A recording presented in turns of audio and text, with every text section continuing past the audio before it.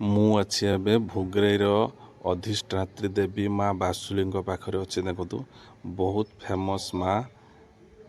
ଏଠି ପାଖରେ ଗୋଟେ ତାଙ୍କର ରାମ ମନ୍ଦିର ଅଛି। ଛୋଟ ଛୋଟ ମନ୍ଦିର ଏଭଳିଆ ବିଭିନ୍ନ ମନ୍ଦିର ଅଛି। ତାଙ୍କ ପଛରେ ଦେଖନ୍ତୁ ଗୋଟେ ବେଲ ଗଛରେ କେମିତି ସବୁ ମାନସିକ କରିଛନ୍ତି ସବୁ ଦେଖନ୍ତୁ। ସେପଟେ ଆପଣଙ୍କର ପାର୍କ ଭଳିଆ ଗୋଟେ ହେଇଛି, ପୋଖରୀ ବି ମଧ୍ୟ ଅଛି। ଆସିକି ସବୁ ସନ୍ଧ୍ୟାବେଳେ ବସନ୍ତି।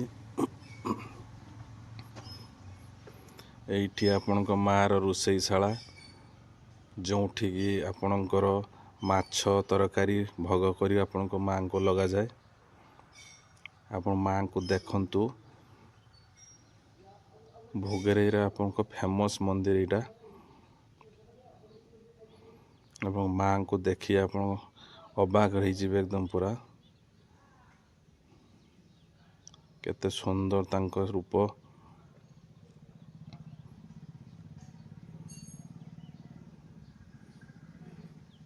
ଯଦି ଆପଣ ଦୀଘା ଚନ୍ଦନେଶ୍ୱର ସାଇଟ୍ ଆସିଛନ୍ତି ତାହେଲେ ଆପଣ ଥରେ ଭୋଗରାଇ ମା ବାସୁଳୀଙ୍କୁ ଦର୍ଶନ କରି ଯାଆନ୍ତୁ। Okay, bye bye friends.